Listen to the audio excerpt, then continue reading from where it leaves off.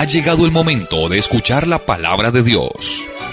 Un potente mensaje extraído de las Sagradas Escrituras. En la voz del pastor Carlos Hoyos. Me bauticé hace 8 meses. Mi esposa no es cristiana. Ella se quiere separar de mí.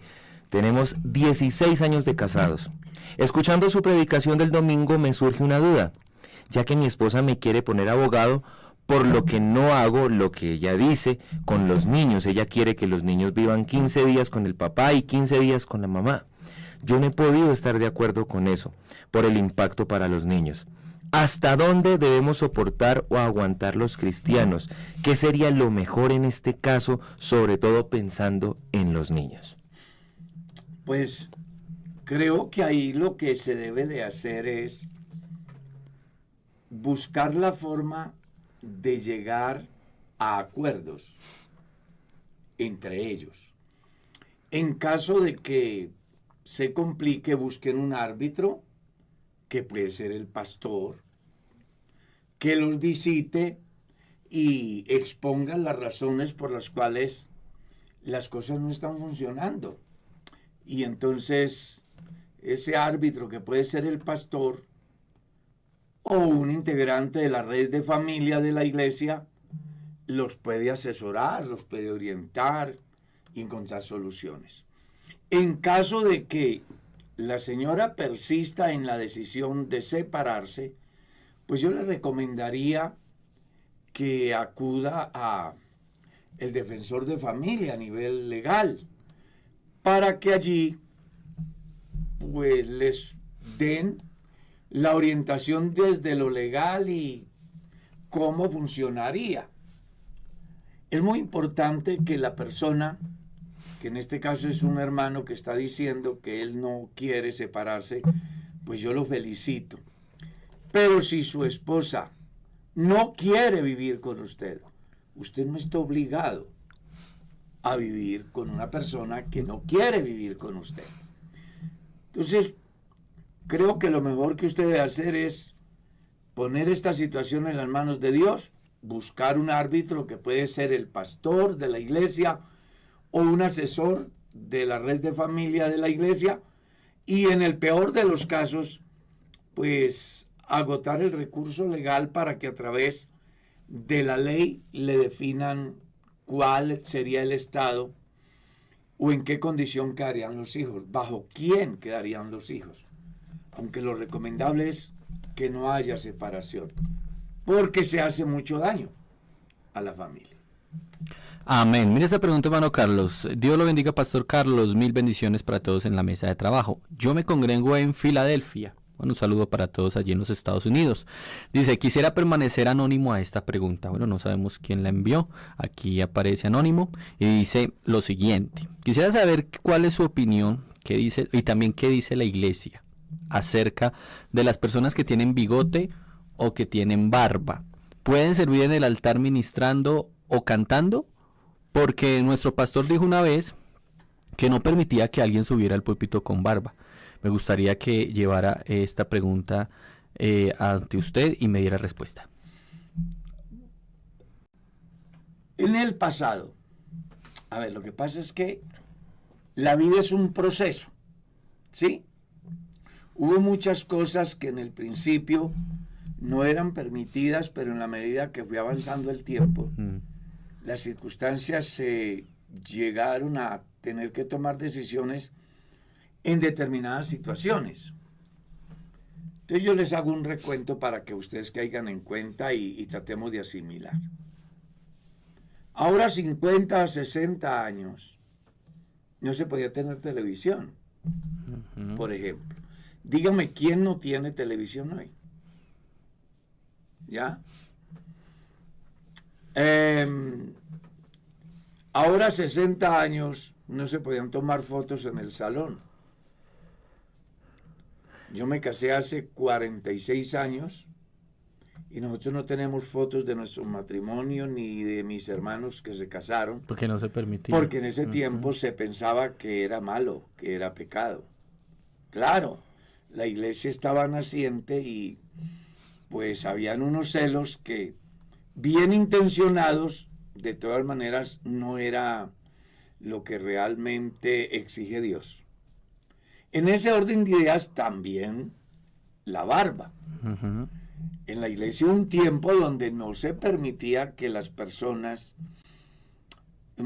así fueran solamente creyentes, no se les permitía que tuvieran barba o bozo, por ejemplo.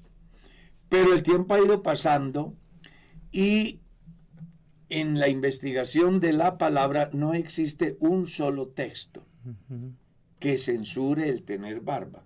O sea, que diga, no se puede tener barba. Tampoco dice que tiene que tenerla. Solo había uno en la cultura hebrea que podía tener su barba y eran los nazareos. Ujú. De resto, la gente vivía una vida normal. Los nazareos no se cortaban ni el cabello ni la barba.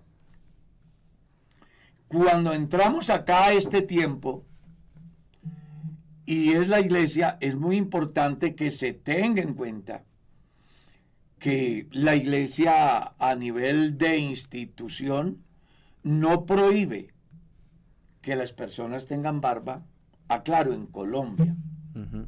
porque quien está haciendo la pregunta es de otro país. Sí. Y pues es muy respetable la estructura institucional que tiene la iglesia o a la comunidad donde él asiste. No conocemos cómo funcionará. Pero en Colombia no existe una prohibición de que las personas tienen que estar completamente afeitadas, no. Yo todavía no lo he escuchado, ¿ya? Y es muy común hoy ver en la iglesia en Colombia hermanos administrando en la alabanza barbados. Conozco inclusive pastores con bozo, Ujú. ¿cierto? Sí.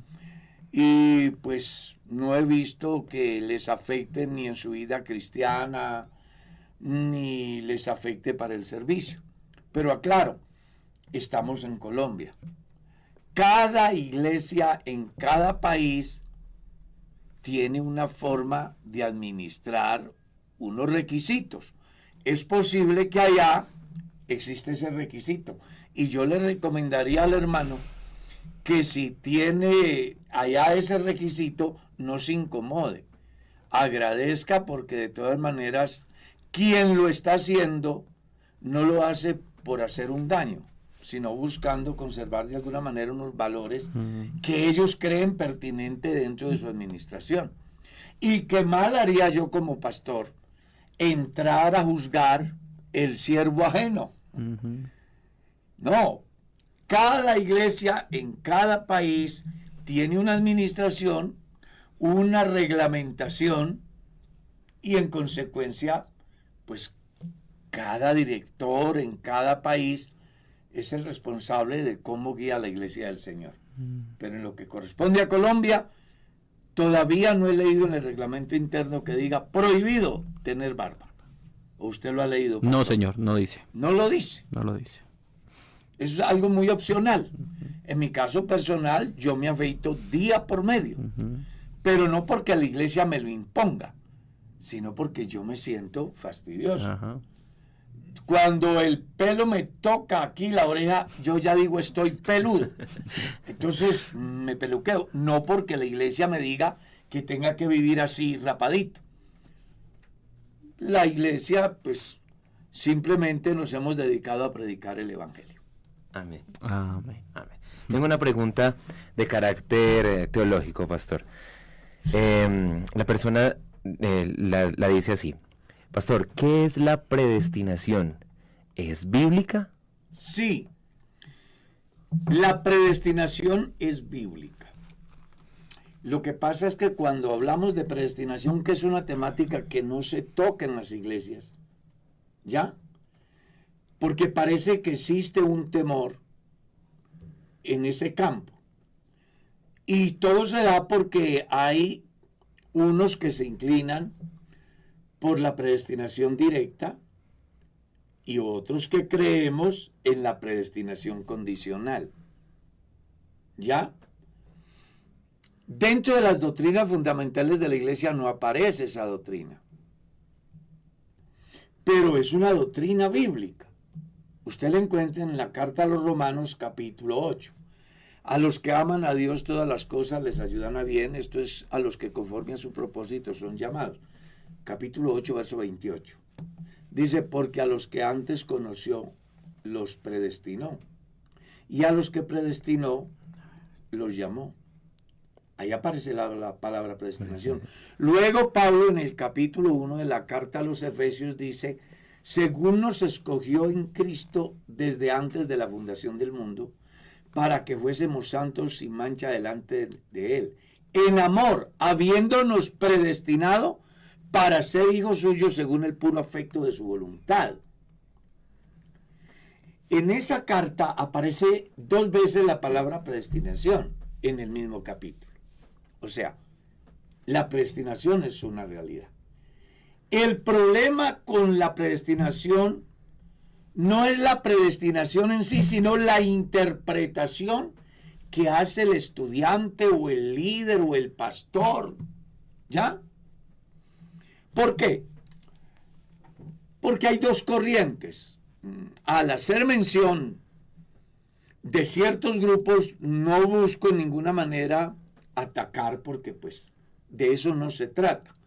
Se trata simplemente de fijar los diferentes conceptos o corrientes de pensamiento que hay en relación a la predestinación. Hay 2 corrientes. Unos que piensan que Dios tiene desde la eternidad definida la salvación y la condenación.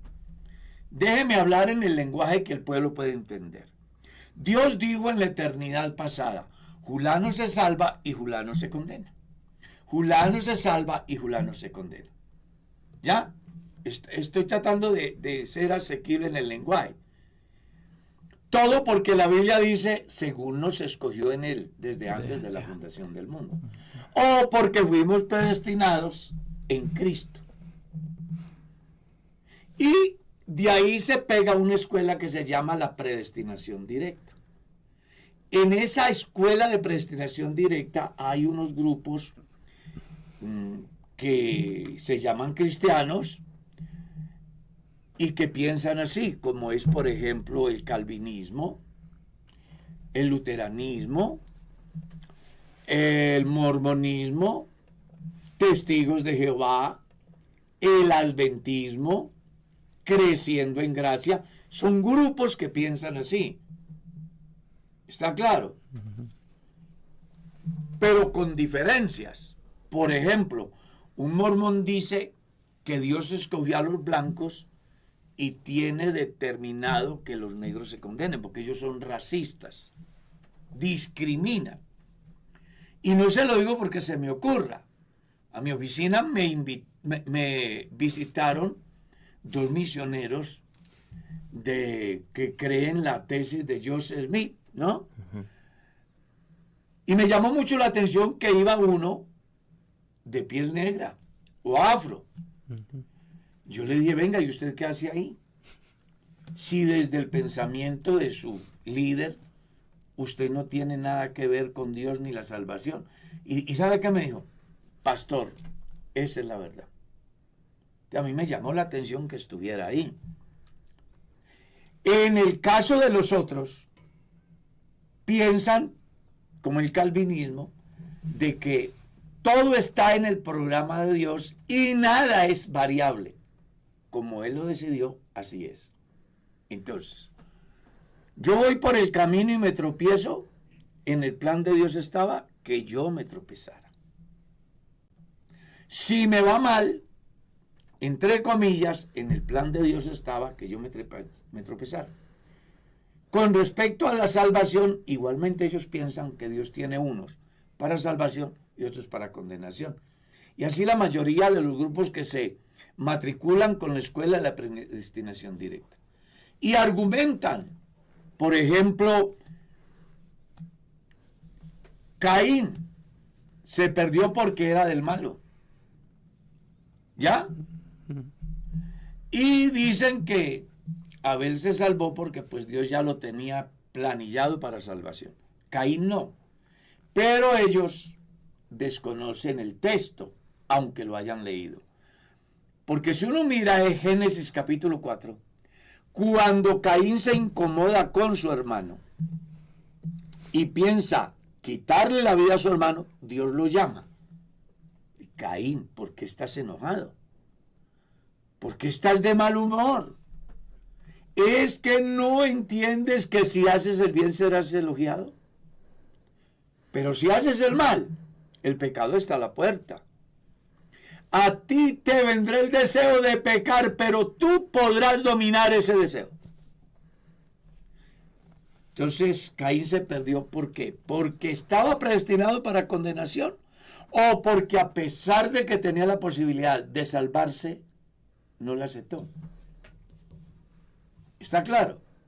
Entonces Caín se perdió no porque Dios lo tuviera para condenación, sino porque a pesar de que Dios interviene para evitarle la desgracia, él se llena de soberbia y se levanta contra su hermano. Tomó su decisión. Tomó su propia decisión, como la decisión de Adán y Eva. Ellos fueron puestos para vivir para siempre. Dios les advirtió que la única manera que interrumpiría ese proyecto es que ellos hicieran lo contrario al mandamiento, que era no comer del fruto del árbol de la ciencia del bien y del mal. Y ellos no oyeron el mandamiento de Dios, pero sí oyeron la vanidad de la serpiente del diablo. Y por eso vino la muerte, y así la muerte pasó a todos los hombres. Eso es lo que dice Romanos 5, verso 12. Hay otra corriente en la cual yo me matriculo, yo respeto lo que los hermanos, pastores y todos piensen. Yo, Carlos, me hago responsable de lo que digo. No he visto una postura de la iglesia al respecto, pero yo, Carlos, me matriculo con aquella escuela de la predestinación condicional. ¿Por qué? Porque si uno mira la Biblia, encuentra que el mensaje es simple. Romanos 8. A los que antes conoció, los predestinó, dice Pablo. Hay una pregunta para hacer. ¿Habrá algún ser humano a quien Dios no conozca? A todos los conoce. ¿Él los conoce a quién? A todos. A todos. La Biblia dice, Él no tenía necesidad de que alguien le dijera algo del hombre porque Él conoce a todos. El mismo profeta Jeremías en su capítulo 23 dice, ¿soy yo Dios de cerca solamente, dice Jehová, y no Dios desde muy lejos?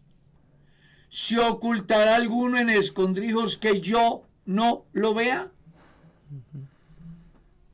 ¿No lleno yo los cielos y la tierra?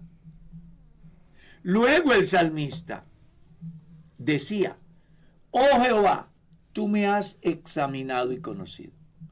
No está la palabra en mi lengua y aquí tú lo sabes todo. Tú conoces mi sentarme y mi levantarme. Todos mis caminos te son conocidos. Amén. Más allá de que haya sido entretejido en el vientre de mi madre, dice, mi embrión vieron tus ojos, y en tu libro estaban escritas todas aquellas cosas que sucederían después de estas. Eso le dice a usted que Dios conoce a todos. Ahora bien, ya con esa información de que Dios conoce, luego dice, sigue diciendo el texto, a esos que Dios conoce, que son ¿cuántos? Todos. A esos todos Dios los predestina para salvación. ¿Ah? Los predestina. Entonces Dios conoce a todos, Dios predestina a todos, porque dice a los que antes conoció, a estos predestinó. Y a estos que predestinó, ¿a cuántos? A todos. También los llamó. ¿A cuántos llamó? A todos. ¿Y cuándo se define la predestinación para salvación o condenación? Cuando yo oigo el evangelio, lo acepto o lo rechazo. ¿Qué fue lo que Jesús dijo? Id por todo el mundo y predicad el evangelio a toda criatura. El que creyere y fuere bautizado, este será salvo. El que no crea, este será condenado. Pero observe, Dios los llama a todos a través de la predicación, pero deja al hombre a que tome la decisión según lo que él quiera, que eso es lo que dice Juan capítulo 3. Esta es la condenación, que la luz vino al mundo. Todos pudieron apropiarse de la luz. ¿Pero por qué no se dio? Porque Dios no quiso. Porque Dios no hizo hechos suficientes como para que creyeran en Él. No. La razón por la cual aquellos se condenan es porque ellos en su voluntad amaron más las tinieblas que la luz, porque sus obras eran malas. Yo sé que alguien puede estar cuestionando lo que estoy diciendo. Además, respeto eso. Pero yo sí quiero decir algo en el lenguaje deportivo. El balón está en su cancha. Usted define si se salva o no. Alguien puede decir, no puede ser. Bueno, vamos a ver. Lo único que se necesitaba para que el hombre sea salvo ya fue hecho. Cristo murió por nuestros pecados y resucitó para nuestra justificación. Lea primera de Juan capítulo 2. Él es la propiciación por nuestros pecados, y no solo por los nuestros, sino por los de todo el mundo. Y siendo así, entonces, ¿por qué van a haber condenados? Bueno, porque el balón está en su cancha y usted no lo puso a moverse a su favor. Dios le da la salvación y usted la rechaza. Entonces, Dios no obliga. Dios genera conciencia y deja que el hombre en su libre albedrío tome su propia decisión. Entonces, la predestinación es una realidad, pero se hace efectiva para la salvación en el momento que el hombre decide recibir a Jesucristo como su Salvador personal. O se hace efectiva para condenación cuando el hombre escucha el llamado de Dios y lo rechaza. Porque la salvación es para los que creen. Si usted no cree, Dios no lo obliga, pero usted tendrá que pagar sus consecuencias. Sigamos. Amén, hermano Carlos. Bueno, hermano Carlos, nos llega una pregunta a propósito de estos días, de esta semana de festivos en la que estamos aquí en nuestro país, Colombia. Y preguntan, hermano Carlos, ¿qué dice la Biblia acerca de la Semana Santa? ¿Nosotros debemos celebrarla o no celebrarla? ¿Y por qué existe? Bueno, la llamada Semana Santa es una tradición de la Iglesia Católica. Lo que la Biblia habla es de la Pascua. Según el Éxodo capítulo 12 y 13, la Pascua era una fiesta que oficiaba el pueblo de Israel cada año, a través de la cual recordaban, conmemoraban que habían sido esclavos en Egipto y Dios los había sacado de allá. Amén. ¿Cómo lo hacían? Con panes sin levadura, con hierbas amargas y con cordero por familia. Y si la familia no alcanzaba a comerse un cordero, entonces reunían las familias equivalentes para comer el cordero. ¿Ya? ¿Qué quería decir eso para el pueblo de Israel? Que fueron esclavos, pero que Dios los sacó libres. ¿Ya? ¿Qué tiene que ver eso con el cristianismo de hoy? La iglesia no celebra la Pascua como el pueblo israelita. Por supuesto, no celebra la famosa Semana Santa porque es una tradición. ¿Qué es lo que la iglesia celebra u oficia? El servicio de Santa Cena, que es el cumplimiento de la Pascua. Porque recuerde que la Pascua es un tipo de la verdadera Pascua que es Cristo, el cual ya fue ofrecido, como dice Pablo en el capítulo 5 de la primera carta a los Corintios. Así que nuestra Pascua que es Cristo ya fue ofrecida Amén. Una sola vez. Sí es. ¿Sí? Entonces, para el pueblo de Israel la Pascua representaba libertad. Representaba que Dios aquella noche había pasado de largo o por encima, porque Pascua quiere decir eso, pasar de largo o pasar por encima. Esa noche en Israel, el ángel de la muerte iba casa a casa y donde veía sangre decía, aquí son hijos de Dios, están cubiertos por la promesa de Dios hecha a Abraham. Donde no había sangre, entonces era ¿qué? Una casa de egipcios. Entonces ahí moría el primogénito.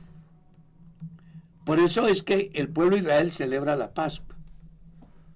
Porque esa noche Dios le salvó de la vida a los primogénitos porque había sangre en las casas, en las puertas. Entonces el ángel decía, aquí no puedo. Seguía a la otra donde no había y ahí había mortandad. Esa noche Dios sacó al pueblo de Israel con brazo fuerte y mano extendida. ¿Qué representa para la iglesia hoy? El Cordero Pascual, que lo llevaban desde el día 10 hasta el día 14, según el capítulo 13 del Éxodo. Ese Cordero era tipo de Jesús, el Cordero de Dios, que quita el pecado del mundo. Aquellos celebraron la Pascua con el Cordero Pascual. Hoy nuestra Pascua es Cristo. Él murió en nuestro lugar, haciendo cosas tan importantes como produciendo la liberación espiritual. Israel estaba en Egipto. Nosotros estábamos en un Egipto espiritual, en una cárcel espiritual, donde el diablo nos tuvo por mucho tiempo, hasta aquel día que el Señor Jesús hizo su aparición y ocupó mi lugar, muriendo por mis pecados y resucitando para mi justificación. Entonces, para nosotros la Santa Cena tiene un mensaje claro. Cristo murió por nosotros. Amén. ¿Ya? Y regresa por nosotros. Amén. Porque ese es el mensaje de la Santa Cena, Sí, Señor. según dice Pablo en la carta a los Corintios. Todas las veces que comieres este pan y bebieres esta copa, la muerte del Señor anunciáis hasta que Él venga. Según la Escritura, no existe Semana Santa, porque eso se ha convertido en el fomento de la idolatría, de gente que incluso desempeñan el papel de Jesús, Sí. que eso es una herejía. Eso no tiene sentido. Quienes lo hacen porque la tradición se los enseña, y ellos hasta pensarán que están haciendo bien. Pero la verdad, eso es una festividad que Dios aborrece. Isaías capítulo 1 habla: no me traigáis más vanas ofrendas, el incienso me es abominación, lunas nuevas, el convocar asambleas no lo puedo sufrir, son iniquidad vuestras solemnidades. Eso es lo que dice Isaías capítulo 1. ¿Ya? Luego Oseas en su capítulo 2 al verso 11 dice que Dios hará cesar todas las festividades, incluyendo las nuevas lunas y los días de reposo. Luego Pablo a los colosenses les dice que nadie tiene derecho a juzgarlos a ellos porque coman o porque beban o porque no participen de fiestas. Pues la verdadera fiesta es Cristo. Amén. Y se da en la vida del hombre cuando el hombre tiene un encuentro personal con Dios. Entonces, lo que la gente practica esta semana es una fiesta de la tradición, pero que nada tiene que ver, ni afecta positivamente a los cristianos. Más bien, a quienes participen de eso, los afecta de manera negativa. Por eso la iglesia no oficia fiestas, entre otras cosas, porque Pablo escribe a los efesios y les dice: aprovechen bien el tiempo, porque los días son malos. ¿Escuchó? Malos. ¿Cuándo será bueno un día? Cuando los que tenemos la oportunidad de abrir nuestros ojos entendamos que debemos de vivirlo para Dios. Amén. Pero uno observa que en este tiempo es donde más se fomenta el pecado, donde más se pervierte la esencia de la obra de Jesús. Por eso nosotros no participamos de la famosa Semana Santa. Amén. Amén. Pastor, esta pregunta es también acerca de las familias. Dice, pastor, ¿qué significa ser uno con el cónyuge? ¿Qué dice la Biblia sobre esta unidad? Génesis capítulo 1 se lo enseña.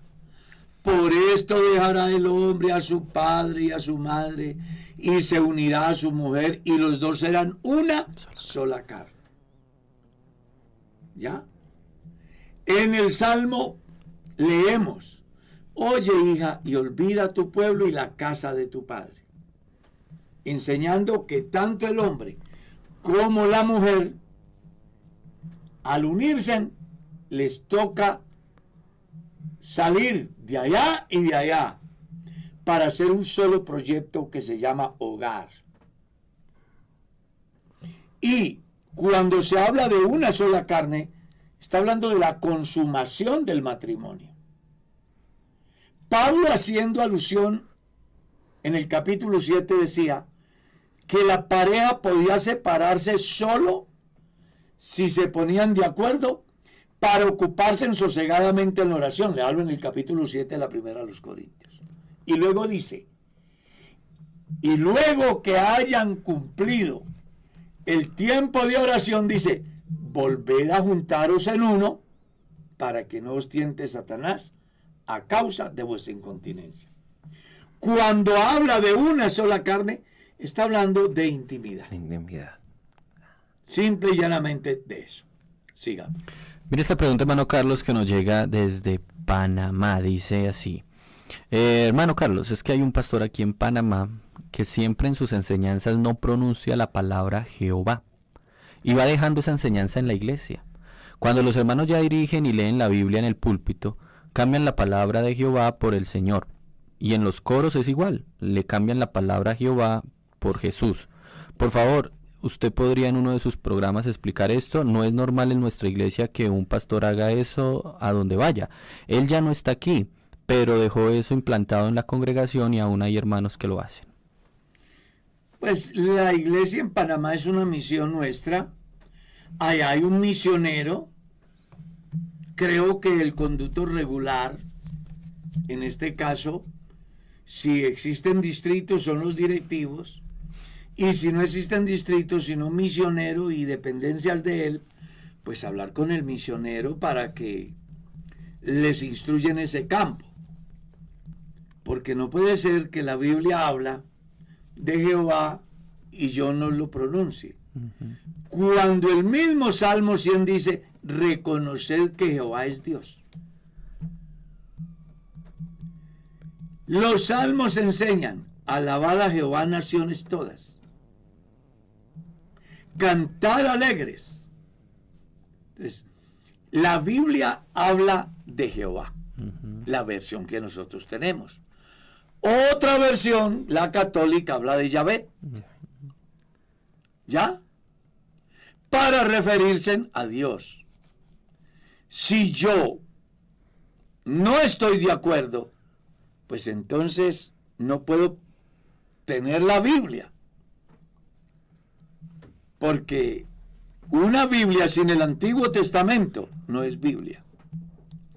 Se me hace que ese líder está mal enseñado o influenciado por la corriente rusellista, que le han quitado la palabra Jesucristo en el Nuevo Testamento para poner la palabra Jehová. Increíble. O sea, miren los extremos. Mientras que unos le quitan la palabra Jehová, otros quitan la palabra Jesucristo. Y se les olvida lo que la Biblia dice. No añadas a sus palabras, para que no seas hallado mentiroso. Y también dice, yo testifico a todo aquel que oye y lee las palabras de la profecía en este libro escrita, que si alguno le quita, Dios le quitará su parte del libro de la vida y de la santa ciudad. Y si alguno le añade, Dios traerá sobre él las plagas escritas en este libro. Jesús fue más allá. El que cree en mí, como dice la Escritura. Yo no sé por qué le ven problema leer que Jesucristo es el Señor o leer que Jehová es el Rey de los ejércitos. La Biblia lo dice. Perdonen que yo sea tan intenso, es que se dice. Siempre he dicho, la mejor forma de predicar el Evangelio es a través del Evangelio. Amén. Prediquemos como está escrito y verá que agradaremos a Dios y el propósito de Dios se cumplirá. Amén. Amén, amén. Pastor dice, soy un cristiano relativamente nuevo y esta situación pone a prueba muchas cosas en mi vida. Por ejemplo, ¿cómo se diferencia entre tener fe y una falsa esperanza? Pues usted mismo está dando la respuesta. Si parte de la palabra fe, lea lo que dice el capítulo 11. Es pues, la carta de los Hebreos, capítulo 11. Es pues la fe, la certeza de lo que se espera, la convicción de lo que no se ve. Eso es la fe. Es decir, ver realizado, aunque no esté realizado. Porque creo en el Dios que tiene el control y puede hacerlo. Como Abraham. Dios le dijo, vete de tu tierra y de tu parentela al lugar que yo te mostraré. Luego en otra parte dice, él salió sin saber a dónde iba. Se llama fe. ¿Qué es una falsa esperanza? Aquella que le ofrece al ser humano cosas materiales. ¿Sí?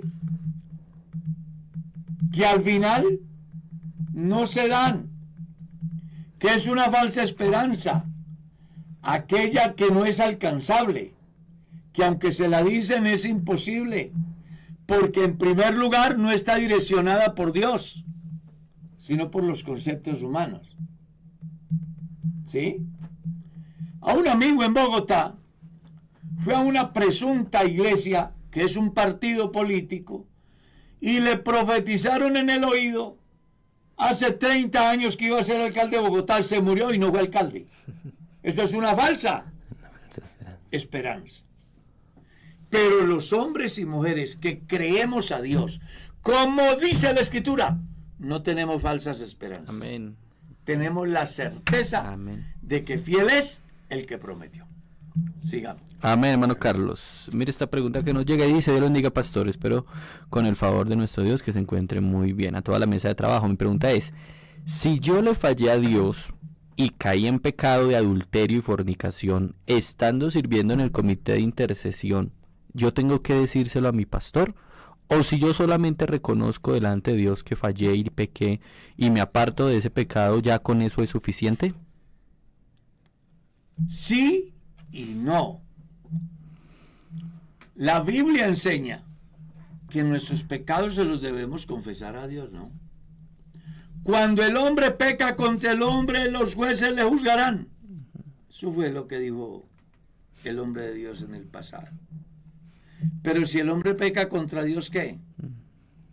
Entonces, cuando el hombre peca contra el hombre, arregla el problema con el hombre. Pero si el hombre pecó contra Dios, con Dios debe de arreglarlo. Y eso es lo que hace el salmista en su Salmo 51, ¿no? No podía ya resolver el problema con el hombre porque, pues, había sido muerto. Entonces aquí, si usted es miembro de un comité, vamos a suponer que, porque eso puede pasarle no solo a esta persona, a otros, en otros comités. ¿Qué debería de hacer por ética? Decirle, venga, Yo le agradezco su generosidad, la oportunidad que me ha dado, pero voy a dejar por un tiempo. Porque no me siento bien con Dios. No es que yo arreglo con Dios y sigo en las mismas sirviendo cuando al final mi conciencia me dice que estoy mal. No. Arregle con Dios y dígale a su pastor: hermano, no estoy en condiciones de desempeñarme en lo que usted me ha ubicado. Le ofrezco excusas, téngame paciencia, voy a quedarme un tiempo. Yo he tomado esa decisión. ¿Qué le pasó? Usted no necesita ponerse a decirle qué le pasó, porque eso sería entonces algo así como el cura. Ir a decirle los pecados al cura. No. Nosotros nuestros pecados se los decimos a Dios y ya el manejo ético lo manejo yo. Entonces debo tener la capacidad para decir: no estoy en condiciones de desempeñarme en esto. Una madurez espiritual. Claro, Es madurez cristiana. Madurez. Sígame. Acá hay una pregunta interesante. Es sencilla, pero yo creo que sí, a muchas personas las va a sacar de la duda. Dice el oyente: ¿por qué un Dios todopoderoso no puede perdonar los pecados después de la muerte? Ejemplo: si un hombre cristiano que al parecer tiene su nombre en el libro de la vida toma una decisión estúpida y decide beber más de la cuenta en una fiesta, y de regreso a su casa choca con otro automóvil y lamentablemente mueren los pasajeros del otro automóvil y él pierde su propia vida. El hombre tuvo una vida fiel a Dios, pero cometió un error. Si este hombre no pidió perdón antes de que se cesaran de funcionar sus neuronas, ¿Dios lo juzgará y lo enviará al infierno para siempre? Dios no envía, el hombre es el que decide si vaya o no. Pero le voy a leer textualmente lo que la Biblia dice. Ezequiel capítulo 18. Aquí es donde usted se va a dar cuenta y va a tener la mejor respuesta a ese inquietud. Mire lo que dice. Capítulo 18 del libro de Ezequiel. He aquí, verso 4, que todas las almas son mías, como el alma del Padre, así el alma del Hijo es mía.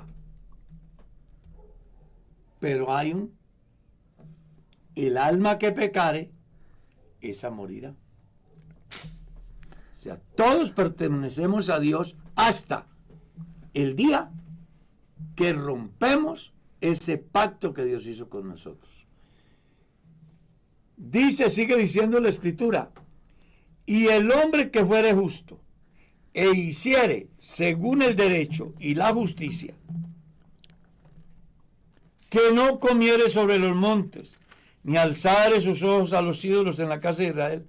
Bueno, y comienza a explicar acerca de cómo debe de ser. Luego el verso 20 del mismo capítulo, es más, podemos leer desde el verso 19 del capítulo 18. Y si dijereis: ¿por qué el Hijo no llevará el pecado de su Padre? Porque el Hijo hizo según el derecho y la justicia. Guardó todos sus estatutos y los cumplió, de cierto vivirá. El alma que pecare, esa morirá. El Hijo no llevará el pecado del Padre, ni el Padre llevará el pecado del Hijo. La justicia del justo será sobre él, y la impiedad del impío será sobre él. Pero el impío, si se apartare de todos sus pecados que hizo, y guardare todos mis estatutos, e hiciere según el derecho y la justicia, de cierto vivirá, no morirá. Todas las transgresiones que cometió no le serán recordadas. En su justicia que hizo vivirá. Entonces, aquí está muy amplia la explicación. Si yo soy cristiano y me aparto, y en ese momento me sorprende la muerte, me pierdo. ¿Qué es lo que dice el Señor Jesús en uno de los mensajes a una de las iglesias apocalípticas? Retén lo que tiene para que ninguno tome tu corona. Si permanece fiel, no borraré su nombre del libro de la vida. Si dice no lo borraré, es porque se puede borrar. Claro. ¿Y cuándo pierde el hombre el derecho de tener su nombre en el libro de la vida? Cuando peca contra Dios y persiste en el pecado. Porque el texto aquí está dando una enseñanza clara. Una persona puede apartarse. Porque dice, si el impío. Acuérdese que impío es equivalente a descarriado, a apartado. Si un descarriado hace un alto en el camino como el hijo pródigo y vuelve en sí y regresa a casa de su padre le perdona y le restituye todos sus derechos. Pero ¿qué hubiera pasado con el hijo pródigo si se hubiera muerto apacentando los cerdos? Hubiese tenido derecho a la fiesta que se hizo. ¿Le hubieran restituido todos los derechos? No. Estaba fuera. Así sucede en este caso. Aparte de eso, hay algo que es delicado ahí. Y es que quien hace la pregunta cuestiona a Dios. Y ahí ya va mal. Porque vamos a suponer que Dios dijera que se condene. No hay hombre que pueda confrontar a Dios y cuestionarlo. Porque Dios es santo, Dios es perfecto, Dios es autosuficiente, Dios no depende de nadie. Él es soberano, Él hace lo que quiere. Aquí el único que se perjudica es el hombre, que teniendo toda la posibilidad, la deja pasar. Eso sería igual a decir hoy, Dios, ¿por qué no puede perdonar al mundo antediluviano? O Dios, ¿por qué no perdonó a los de Sodoma y Gomorra? No, Dios tiene unas directrices. El hombre está llamado a obedecerlas. Si desobedece esas directrices y le sorprende la muerte o el Señor viene y el hombre está en esa condición pecaminosa, se va a perder. Pero no porque Dios quiera, sino porque el hombre hizo su propio destino. Si no se trata de pensar que entonces es como algo acumulativo, que entonces Sí. fui mucho tiempo bueno, buen cristiano, y entonces me fallé un día y ya entonces como si yo le tuviera en cuenta todos los días que se portó bien. Pues todos los días debe negarse a sí mismo, tomar la cruz y seguir a Cristo. Debe de estar bien. Todos los días. Y es lo que dice Eclesiastés, Salomón en Eclesiastés, de que unas cuantas moscas echan a perder todo. No, el si perfume. fueran unas cuantas moscas. La Biblia dice que Una sola. Una sola. echa a perder Todo. el buen Perfume. del perfumista. Sí, señor. Me preguntan acá, hermano Carlos. Mi pastor, bueno, le dice, la semana 70 me dijeron a mí que inició cuando nuestro Señor Jesucristo subió al cielo. Eso me dijo mi pastor. Pero escuché de usted, hermano Carlos, que la semana 70 inicia después del arrebatamiento de la iglesia. ¿Me podría explicar cuándo inicia la semana 70? La semana 69 termina con la muerte de Jesús. A partir de la muerte de Jesús, el reloj de la profecía para el pueblo de Israel se detuvo. Y se abrió un espacio que se llama la dispensación De la gracia. que ya lleva más de 2000 años. Cuando termine la dispensación de la gracia, el Señor se lleva a la iglesia y vuelve a comenzar el reloj de la profecía para el pueblo de Israel. Cuando comience el reloj de la profecía para el pueblo de Israel, entonces se da inicio a la semana 70. La semana 70 es una semana de años, 7 años, que se divide en dos partes. 3 años y medio de una pretendida o falsa paz y 3 años y medio de gran tribulación. En esa semana 70 habrán eventos simultáneos en el cielo y en la tierra. ¿Qué habrá en el cielo? La adoración celestial. ¿Qué habrá allá? Estaremos ante el tribunal de Cristo recibiendo los galardones. Amén. ¿Qué más pasará allá? Las bodas del Cordero. Eso pasa allá. ¿Qué pasa en la tierra? La marca, según Apocalipsis 13:18. Que los demonios sean sueltos, esos que son a manera de rana. Que venga la plaga de las langostas.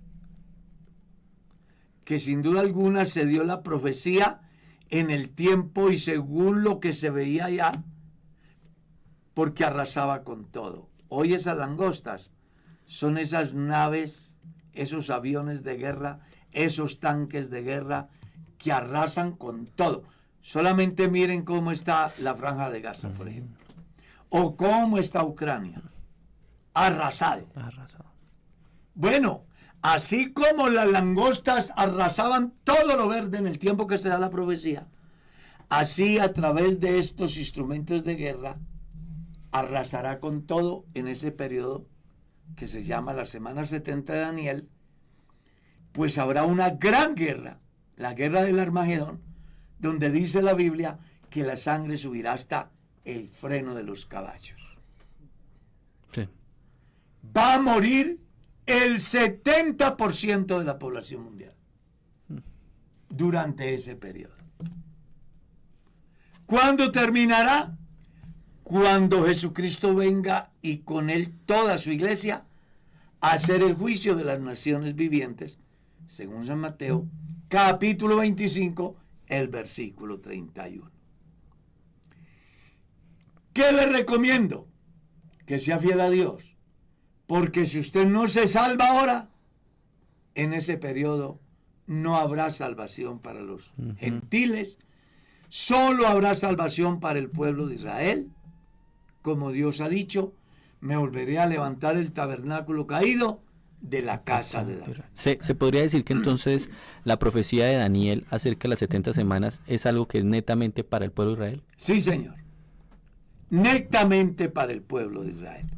Que el mundo entero va a llevar consecuencias, porque será la ira de Dios en todo el mundo, pero que va de manera exclusiva al pueblo de Israel que lo rechazó en su primera venida, y al mundo que lo rechazó a pesar de que tuvieron la oportunidad en la dispensación de la gracia al oír el evangelio para ser salvos, pero que lo rechazaron. Amén. Siga. Amén. Bueno, esta pregunta también es como para resolver una duda teológica, porque veo que pero voy a hacerla. Si Jesús murió en la cruz y pasó 3 días en el infierno para pagar por los pecados del mundo, ¿por qué tenemos que ir al infierno nosotros mismos y pagar por ellos otra vez? Jesús no fue al infierno a pagar por los pecados. Él pagó por nuestros pecados en la cruz. ¿Ya? En la cruz. Pero ahí mire que la gente, bueno, que no ha tenido como este contacto con el evangelio, tiene sí, esa... pero ya eso ya es religiosidad, eso ya es... No. Precisamente Jesús murió por tus pecados y los míos en la cruz, para que usted y yo no vayamos al infierno. Recuerde que la palabra infierno en la Biblia tiene 2 connotaciones. Una que está relacionado con el Gehenam, que era el valle de las basuras que ardía 24 horas, las 24/7, y donde llevaban a los NN, que no tenían dolientes, los llevaban y allá los cremaban. Esa palabra es traducida a infierno, para compararla, que el fuego nunca se apaga y el gusano nunca muere. ¿Ya? O sea, tiene una connotación material. Era el valle de las basuras y de los ENN. El trasfondo espiritual es la condenación eterna, es la separación definitiva de Dios con el hombre. Cristo, para que usted no termine separado por la eternidad de Dios, fue y ocupó su lugar en la cruz, para que si usted le recibe como su salvador personal, sea salvo, no solo de cualquier cantidad de cosas sobre la tierra, sino salvo también de la condenación eterna.